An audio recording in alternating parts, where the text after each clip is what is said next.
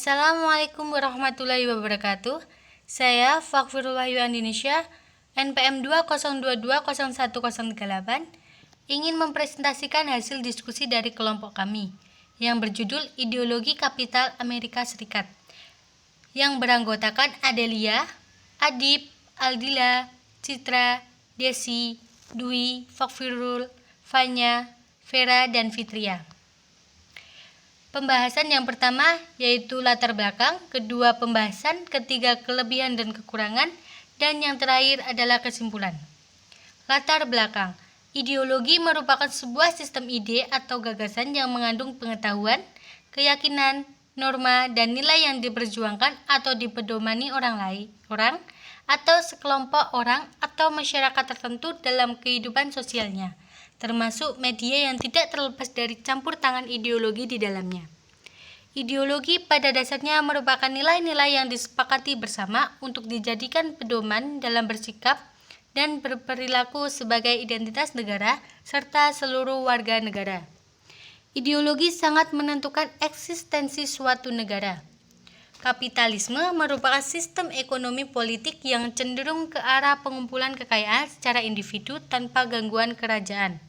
Secara etimologis, kapitalisme berakar dari kata kapital yang berarti modal atau kapital.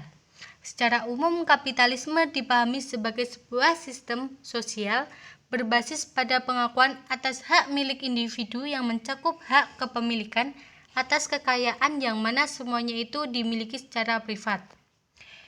Yang kedua, pembahasan.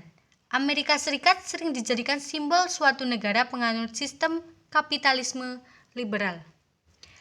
Ciri sistem ini untuk beberapa dasawarsa mengalami perubahan-perubahan meskipun apa yang menjadi dasar dan kerangkanya tetap. Diawali dengan konsep kapitalisme liberal klasik, kemudian dipengaruhi pemikiran neokapitalisme liberal, dan sebagainya. Sesudah tahun 1940-an, perubahan dalam kebijaksanaan ekonomi makro berdasarkan model John Maynard Keynes mulai berpengaruh di Amerika, sampai timbul banyak kritik terhadap kelemahan model tersebut, terutama di tahun 1960-an.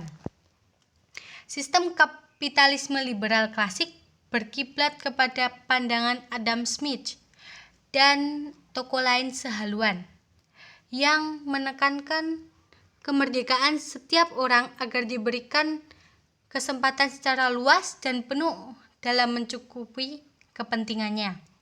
A. Pergeseran dari ekonomi nasional ke ekonomi dunia.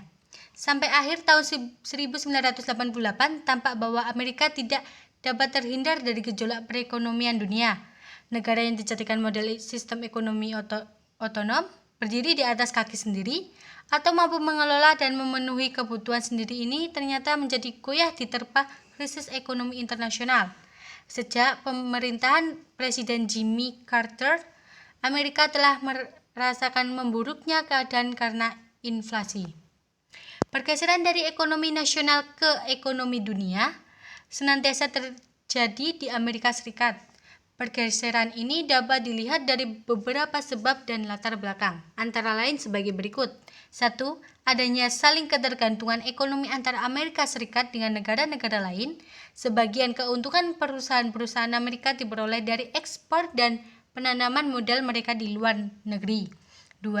Persaingan dalam perdagangan internasional telah mendorong Amerika Serikat untuk meninjau kebijaksanaan dan sistem produksi dalam negara yang berlaku selama ini. Yang ketiga, mendesaknya tekanan-tekanan dari luar negeri terhadap kebijaksanaan Amerika yang dipandang proteksionis. Keempat, pengaruh naik turun nilai mata uang dolar sekitar tahun 1977, dolar dalam pemasaran valuta asing melemah, meskipun masih mampu membiayai sebagian besar perdagangan internasional. Yang kelima, pengaruh kerjasama ekonomi regional, perusahaan multinasional, asosiasi perdagangan internasional, dan nasionalisme yang makin kuat. B. Konsep welfare state. Persoalan campur tangan pemerintah untuk mewujudkan kesejahteraan umum rakyat senantiasa diperdebatkan dalam tatanan kapitalisme liberal. Westrich mengemukakan bahwa di dunia barat, sehabis telah berkembang suatu ketertiban perekonomian baru yang ditunjuk dengan nama welfare state. Istilah itu dalam bahasa Indonesia adalah yang menggunakan dengan istilah negara bahagia, negara kesejahteraan, dan sebagainya. Baik, kelebihan satu, seluruh kebijakan ekonomi adalah wewenang pihak pemerintah pusat. Yang kedua, negara mampu memberikan jaminan yang penuh atas kesejahteraan setiap warga negaranya. Yang ketiga, berperan aktif menjalankan fungsi kebijakan sosial yang ditunjukkan kepada kelompok masyarakat kurang beruntung. Keempat, reformasi birokrasi menciptakan pemerintahan yang kuat dan responsif sebagai agent of development dan penyedia barang dan jasa publik secara luas, serta pengelolaan sumber daya alam sebagai penopang negara kesejahteraan untuk menegakkan keadilan sosial. Yang terakhir, kelima, peniadaan kesenjangan sosial pada seluruh masyarakat sehingga tidak ada lagi masyarakat yang kaya dan miskin. Pihak pembisnis dan karyawan adalah kedua pihak yang saling melengkapi, bukan menjadi penindas pada satu dan yang lainnya. Kekurangannya yaitu satu, kapitalisme dapat menimbulkan persaingan yang tidak sehat. Kedua, kapitalisme seringkali menihilkan beberapa akibat dari kegiatan produksinya, salah satunya adalah kerusakan lingkungan. Yang ketiga, laba benar-benar menjadi satu tujuan bisnis utama, dan pada akhirnya dengan raksasa bisnisnya bisa mematikan perusahaan-perusahaan kecil yang ada.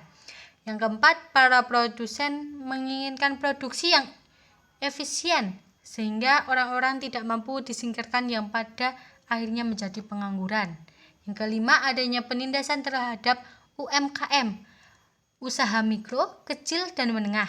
Kesulitan untuk bersaing dengan industri besar yang pada akhirnya tidak bisa bertahan dalam persaingan itu. Keenam, kapitalisme akan menimbulkan distribusi kekayaan yang tidak adil dan tidak merata. Ketujuh, harta kekayaan dan kekuasaan hanya bisa dikuasai oleh sebagian kecil orang pun.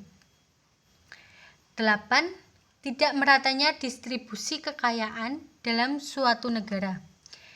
Terakhir, kesimpulan, saat ini konsep pemahaman welfare state sudah banyak dikembangkan dan sudah diperbaiki oleh berbagai negara barat yang mana menjadi salah satu solusi dalam mencapai kemakmuran pada suatu negara.